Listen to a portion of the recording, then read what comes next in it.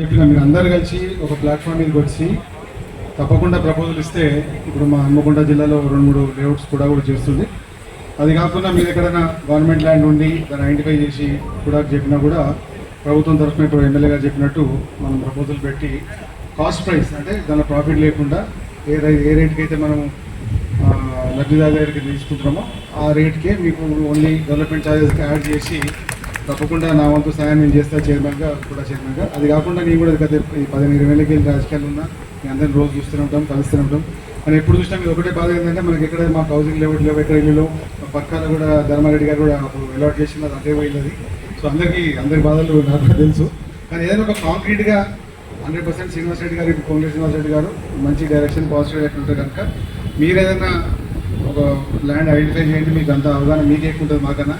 ఎవరు కబ్జా చేసిండ్రో, ఎవరు గవర్నమెంట్ ల్యాండ్, ఎవరు ప్రైవేట్ ల్యాండ్ పట్టుకురండి. మీకు లెక్క చేసి ఇప్పుడు ఒక 400-500 మంది సీనియర్లకు ఇవ్వాలంటే ఒక 20 ఎకరాలు కావాలి.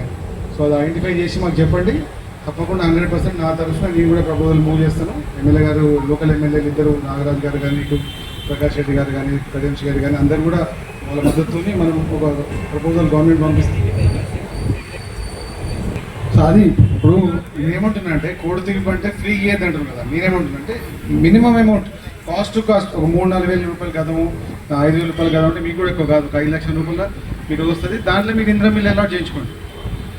అర్థమైంది కదా. 5 lakhs వరకు బీపీఎల్ అయితే బ్రదర్ చెప్పిండో, రాజశేఖర్ చెప్పిండో బీపీఎల్ ఫ్యామిలీలకు మనం 5 lakhs వరకు ఇంద్ర మిల్ ఇస్తాం కనుక ఇది కూడా మీకు ఒక 5 లక్షలు వచ్చే విధంగా 3,000 రూపాయలు గదం లేకపోతే 4,000 రూపాయలు గదం అంటే 125 గదాలు 150 గదాలు వస్తుంది.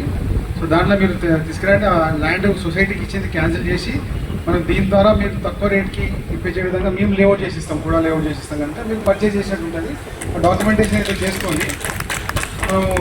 ఒక దిక్కు చేస్తే అన్ని దిక్కులు చేయొచ్చు.